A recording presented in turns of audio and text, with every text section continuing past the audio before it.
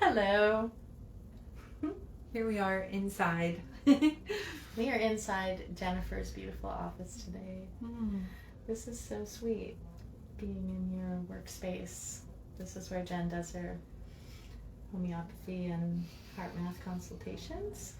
Yeah, and birth support too. It all happens in here. So I'm happy to have Sarah visit and to be live out into the world from this little pocket of space. I like it. Mm-hmm.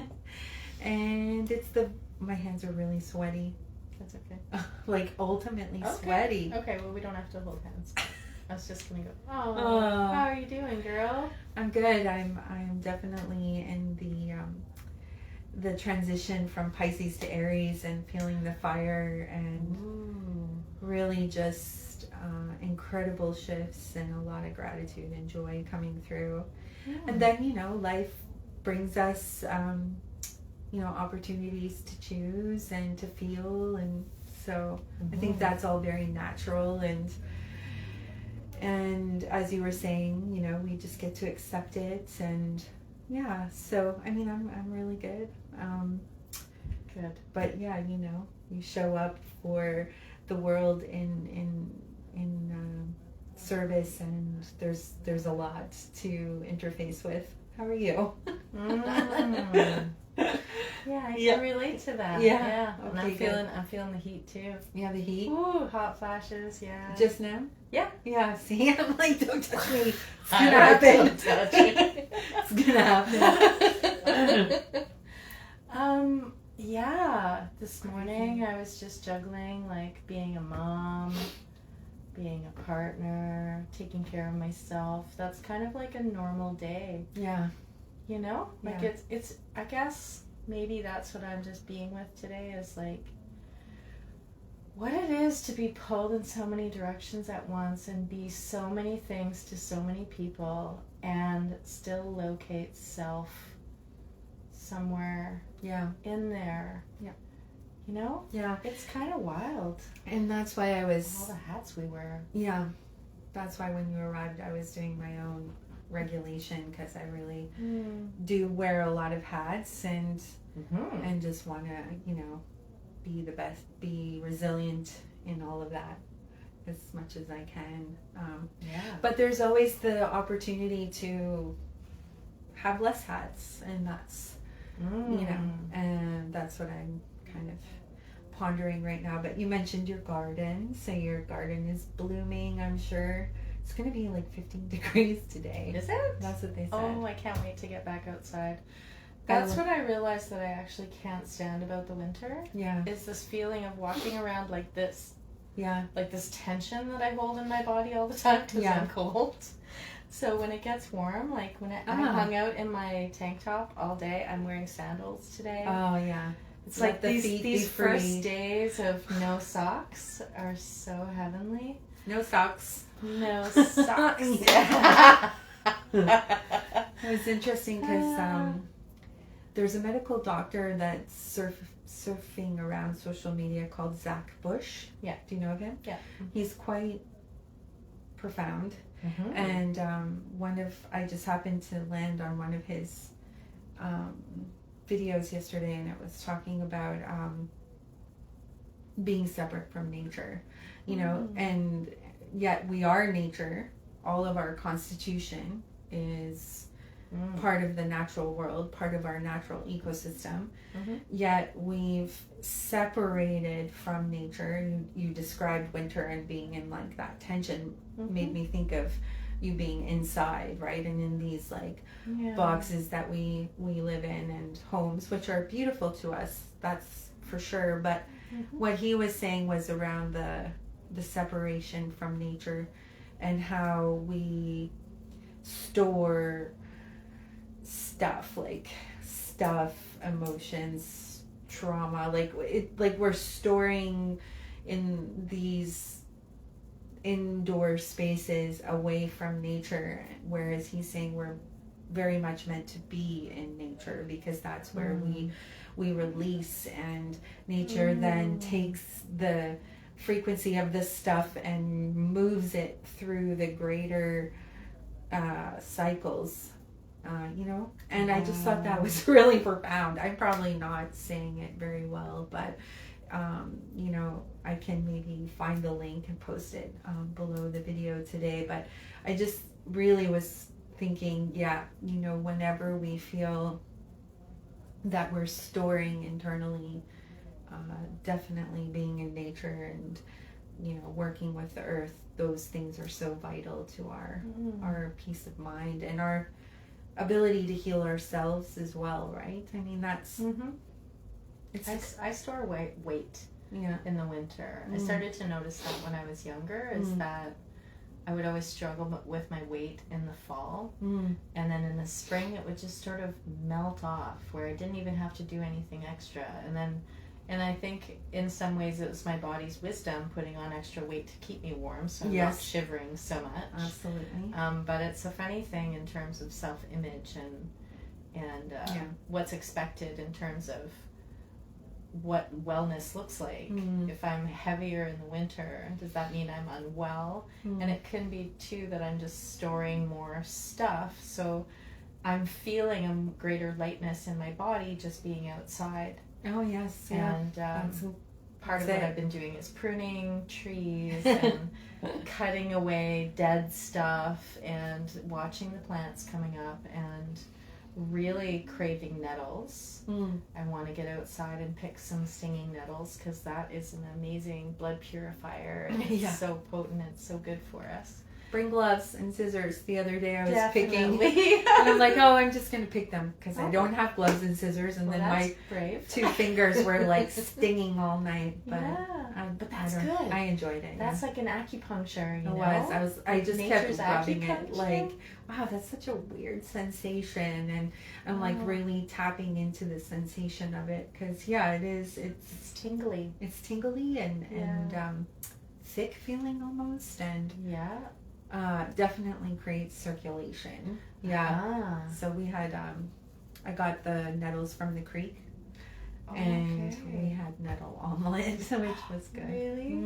Okay. Yeah. All right, because it's good time now. My nettle spot that I usually go to is blocked off right now because they're doing construction on the trail near where I live, and so I need a new nettle patch for this year. So good tip. Yeah. If it's okay with you, I'm going to go pick a little. Oh, yeah, of course. It's not up to me. Well, it's really important, you know, you got to respect people's nettle patches. Well, I'm thinking or hoping that more, like, you know, to go around that area and look for more, because I didn't find as much as I thought. And in fact, the ones that I did find were close to the trail. So the trail in, right? Not but like before we get to the creek. But absolutely figuring out the nettle patches in town and knowing where to go, because now's the time. It's nice to harvest the tender shoots, not so much when they get big and gangly, but when they're just coming up. And it's the time. I love the way that there's the time of the year around here where we live, where it's time to go, it's time to pack your scissors, gloves, and bag. Yes. Just in case you happen upon a nettle patch. And I also have that in August, bringing containers just in case you happen upon a blackberry patch and you need to harvest. So it's very sweet when we attune to nature and what are the resources, like the beautiful foods and nourishing things that are arising around us to support us. And I love the way that nettles are, they're full of iron, and apparently they're a really potent blood purifier. And that's what we need in the springtime when we're coming out of our hibernation, is to kind of shake things up, get the blood pumping, clean things out, you know. Yeah. So nature gives us exactly what we need at the right times of year, right? Yeah, it's beautiful. My imagination was running while you were talking. I'm like, and then in the summer I always have a cooler of food in case I end up in a picnic by the river, and like my bathing suit. I can't wait for that. Yeah. Oh, yeah. It is incredible how we do have what we need all around us at any time. And it's really the choice point to, creating that choice to be able to see it. Because, sometimes our goggles have the wrong, have lenses on, not the wrong lenses, but the lens that says, oh, I don't have what I need. But if we can stop and put the lens on around, this is what I need. It's like a shift in awareness and consciousness for how we conduct ourselves in the world. Yes. Of like, if we can make those subtle shifts instead of just, I have to keep going, I have to keep working, head down, do the things.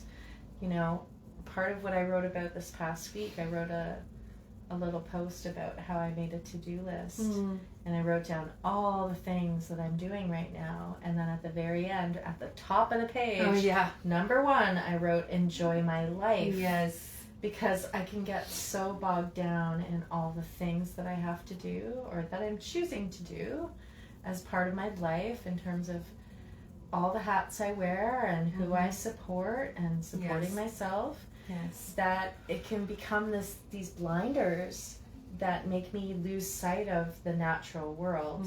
And so these things we're talking about are these tiny little adjustments, like bringing the bag and the scissors and the gloves, packing them, so that if a spontaneous moment arises where the plant spirits are there and they're saying, pick me, I'm ready, then I'm ready, right? So it's like preparing to be spontaneous.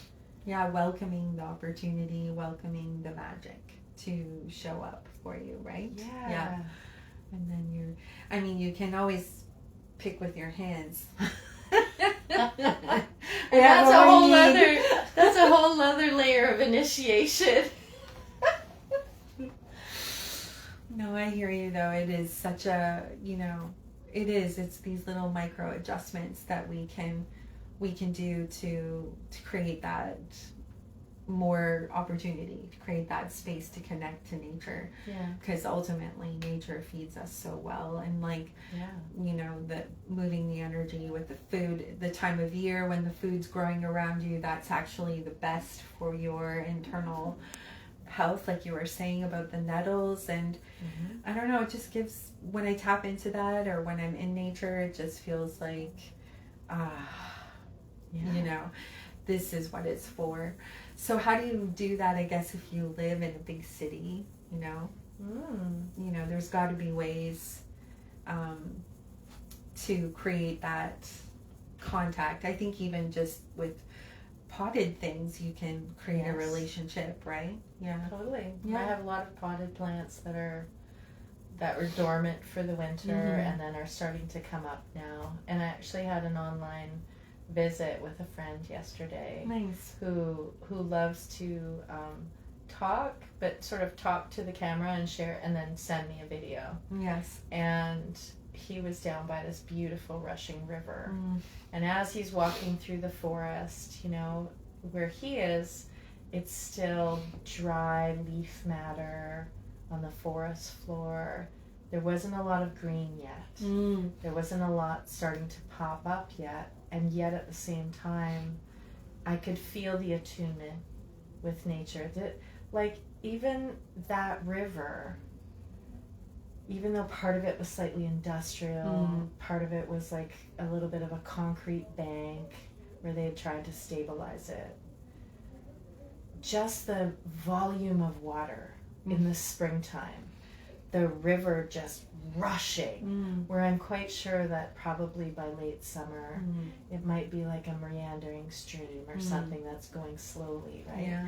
So it doesn't have to just be the plants, right? It can be the waters too. And just paying attention looking is number one. Going, like getting outside and being there, being in the noticing, and then feeling what our body does in response to it. And I'll tell you too, I came across a little video this morning. As we do if we're scrolling or looking around, all of a sudden something catches our eye. And the headline was, "Woman talks to plants and they respond." Yeah. And she's walking up to this area where there's a whole bunch of vines, and there was sort of a plant kind of like a yucca or something like that in the center, tall, spiny, spiky kind of leaves. And she don't know what language she was speaking, but she was talking to it. Oh, you're so beautiful. Oh my God, I love you so much. You could tell from her tone what she was saying, even though I didn't understand the words. And the plant starts going like this, and there's no wind. It starts waving to her. I believe. Wildly, like it just loved being loved. Okay.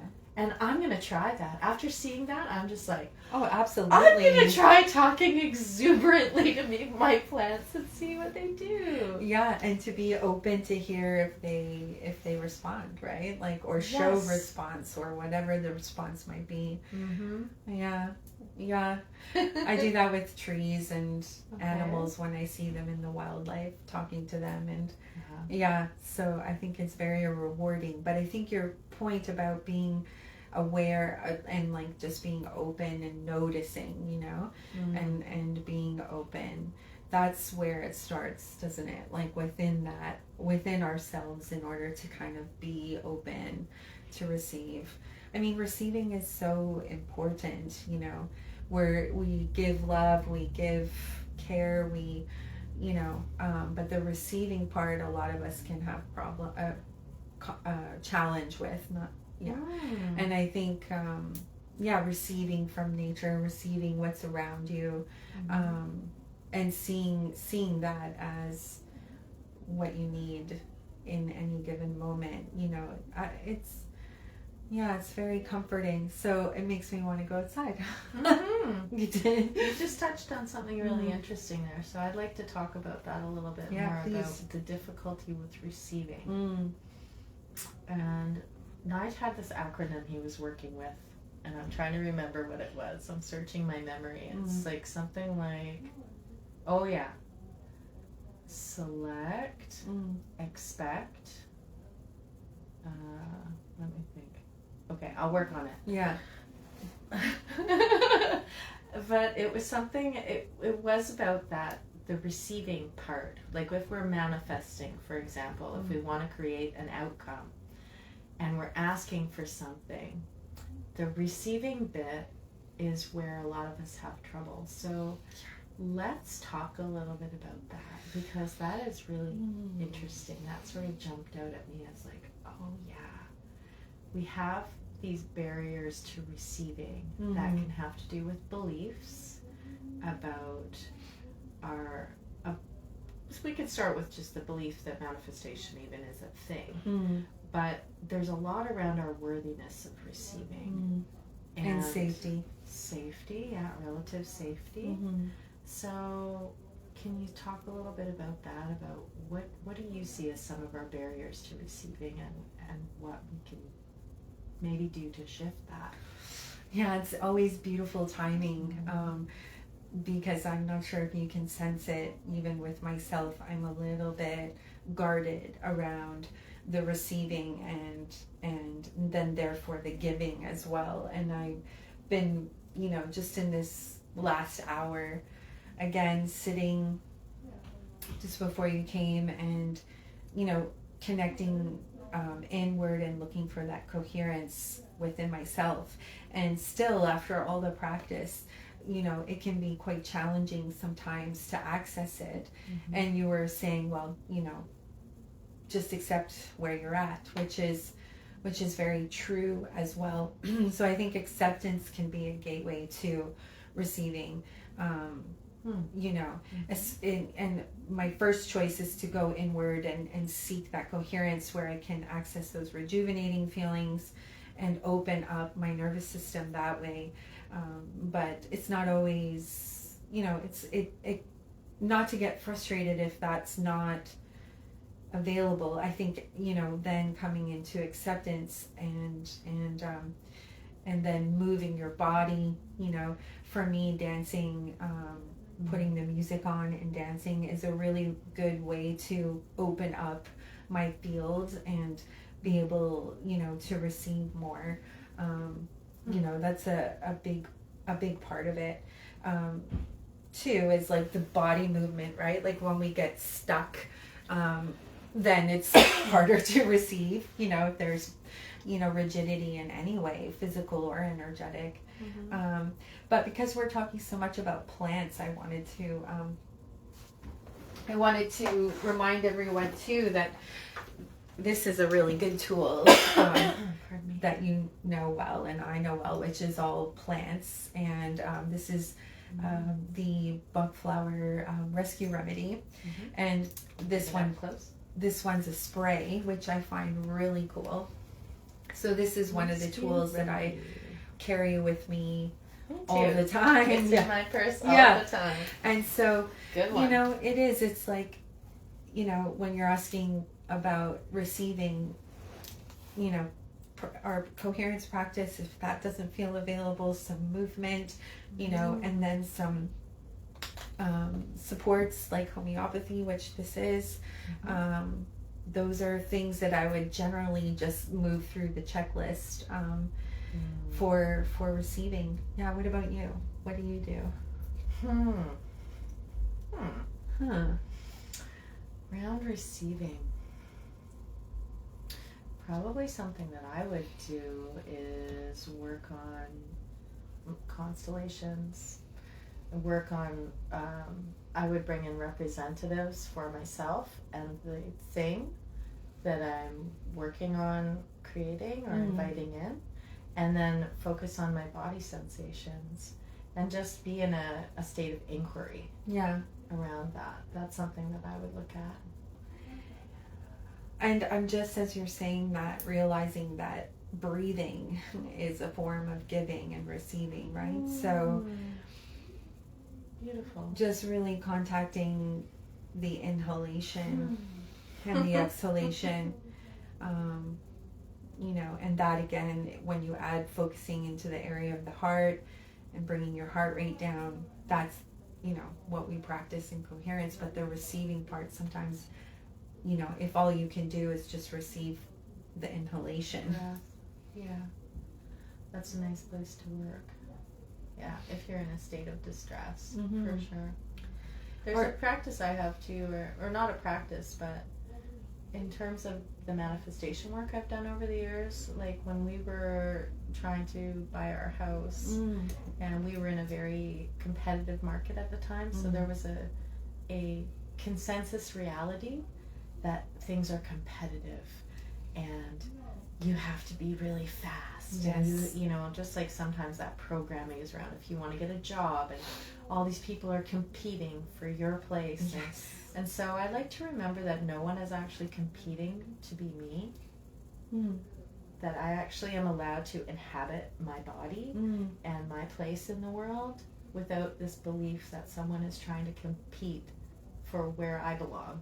Yeah. That actually there's a place for me and I'm allowed to inhabit that place. That's a big one. And also, I like that frequency, yeah. And when we wanted our house, I was just kind of like, well, if it's ours, it's ours. There's no competition. It's like, if it's meant to be, then it just is. And nothing can stop it. That just like totally opened up my nervous system and brought me back to myself, as far as what you were saying about no one's competing to be me, and also no one's trying to, you know, power over me either. I mean, there is power and like authority figures out there that will make, you know, that lead us to believe that, but ultimately in this moment that is not the case. So yeah, it's interesting how we can shift so quickly based on our environment, you know, so nature versus indoor versus outdoors, you know, who is in our field, co-regulation, yeah, and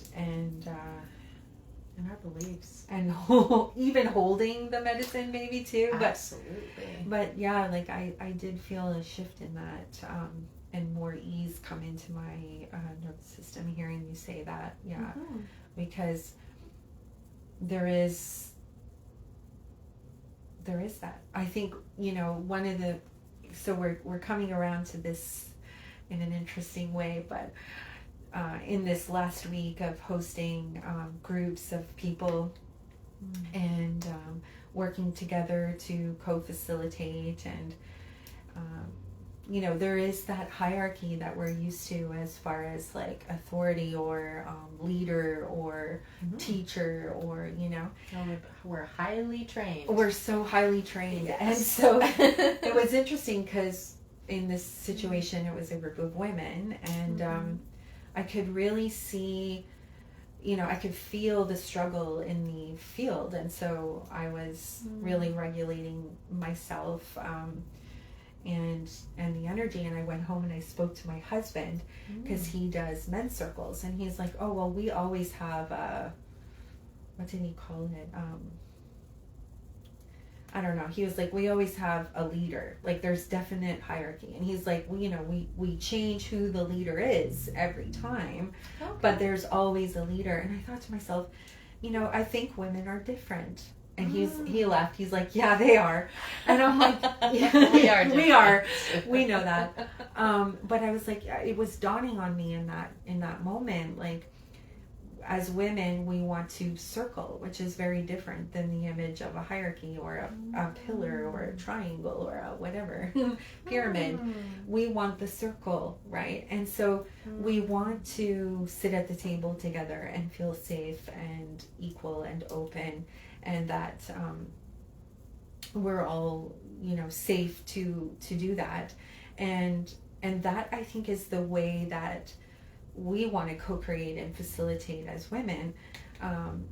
And then I realized at the same time, we need the masculine energy, not the hierarchy or the power tripping or the patriarch, none of that, but more the masculine energy to hold that circle, where we do stay on time, we are aware of structure, we do have intention for the goal to come out at the end with certain, takeaways. Yeah.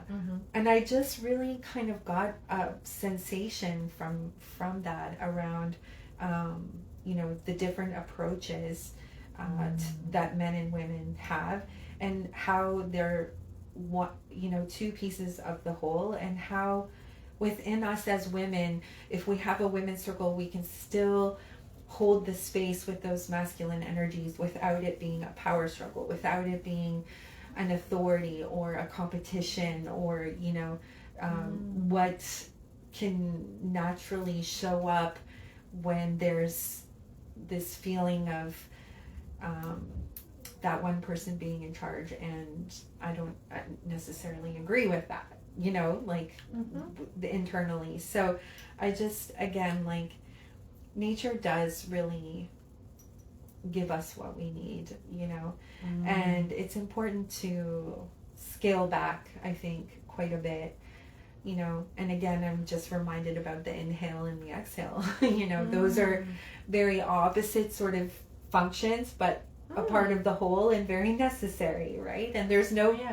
You can't only inhale and you can't only exhale. Yeah, and if you're only inhaling a little and exhaling a lot, that creates an imbalance in the nervous system as well. So there really is, or you're the opposite, holding your breath and then only inhaling in short. Like, it really is quite profound how, there is such simplicity and such beauty and such abundance in just being. Balance. Just coming out of the equinox now, and the balance of the masculine and feminine, and the light and the darkness, and interestingly, when you're talking about leadership, I was reminded of a time many years ago when I brought together a meditation group, and it was all women who came, and I was so committed to not being in hierarchy that I was kind of like, okay, so what does everybody want to do? And one of the women was older, and she said, like, we're here for you to lead us because you called us together. And I was so resistant to the idea of top down. Yes. Top down management of that group that I was in resistance to being a leader. And so going back to the metaphor that I used earlier of us wearing many hats, I realized in that day that leadership is not about a hierarchy. It's just a hat sometimes we need to wear. That's right. Because sometimes a leader is called for. Absolutely. Yeah. And it's good to know when those times are. Yes, absolutely. And it's a fine balance because you want to lead, like I said, have the structure, the opportunity, the intention is all there, but also create a space where, you know, a circle space where, you know, there's that opportunity for everyone to contribute and share. It's a very fine balance that I've you know been practicing in my years of facilitating as well. And yeah, you know, lots of nuances there, but I just feel like what I learned recently was, wow, yeah, okay, yeah, it's not a power struggle and no one's competing, you know, and there's no authority. There is leadership or structure, but there's also the circle. So there's the container and the flow. And the container. So there's the glass and the water. Yes. Which can be, again, very representative of the masculine and feminine instinct. And I really just want to make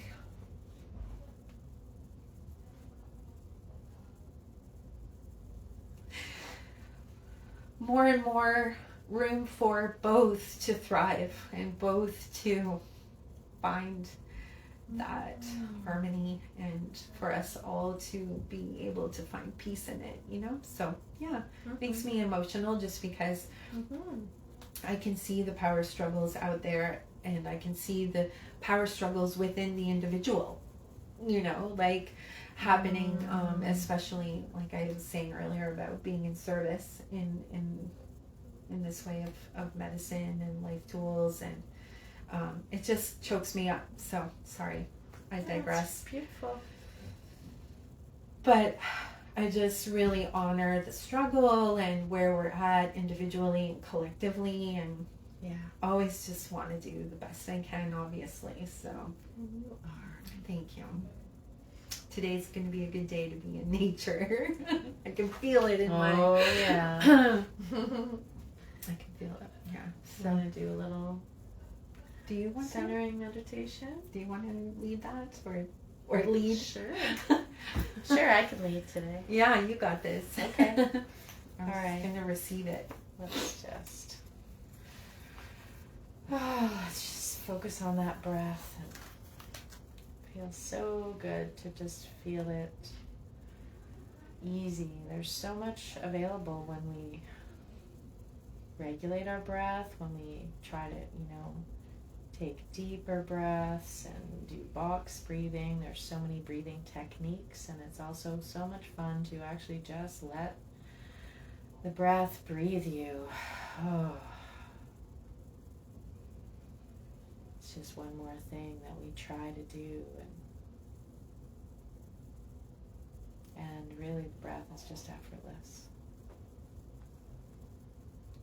So just start by letting yourself breathe the way your breath wants to be.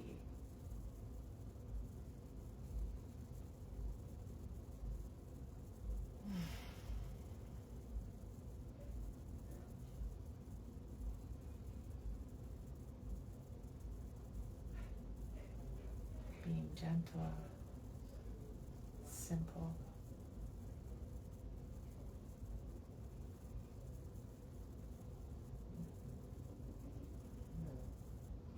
And into your mind's eye, with your beautiful imagination, I'd like you to conjure a flower. Whatever one you may be present to or longing for, or a favorite one, or one that you've seen recently, or one you're looking forward to. And just allow that color fill your field of vision. That's another thing that's amazing about this time, is the color that comes in to nourish us.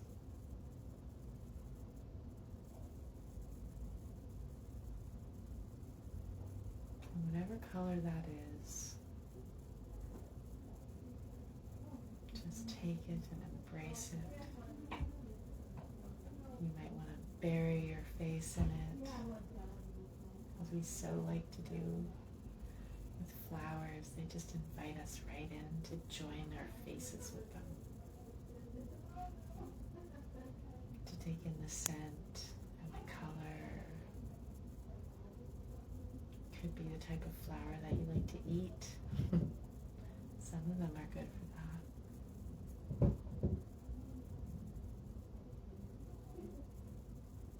Bringing all of our senses, feeling the petals and their softness, whatever they feel like.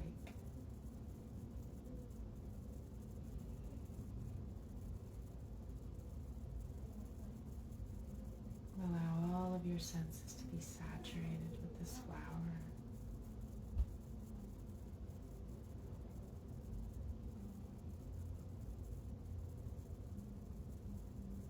They have so much to give.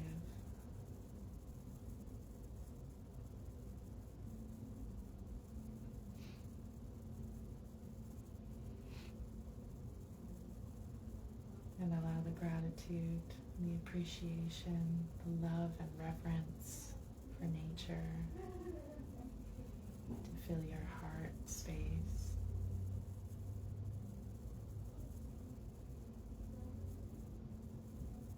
Feel the fragrant joy surrounding you. This frequency of pure love, gentleness and strength. Because even though some of them are so delicate, they still have the force to push through solid ground and grow up tall and allow themselves to be seen and appreciated. And bring that quality in for you today.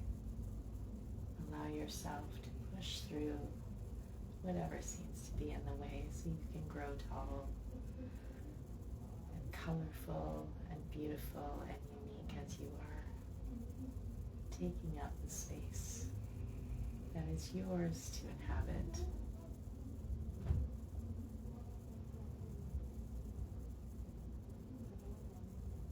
And then allow yourself to be appreciated by those who have eyes to see. Because that's who you're here for.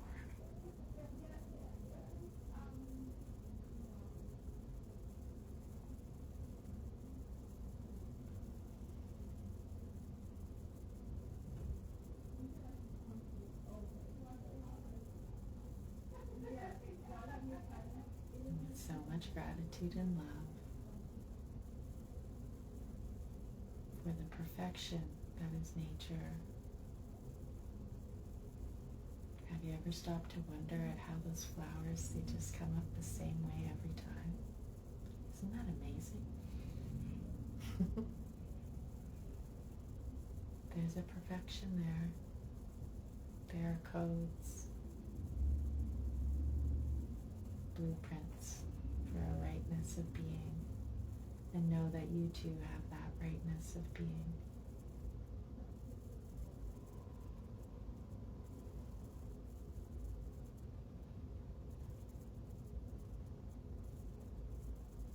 And gently, with a deep reverence for the flower that is you, and slowly come back and wiggle your fingers and toes. And gently, very gently, open your eyes.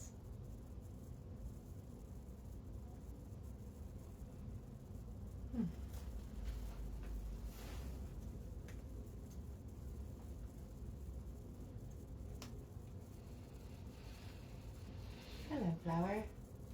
Hello, flower. Suddenly my flower has an accent. Hello, little flower. Oh, hello. Hello. Your flower has an accent.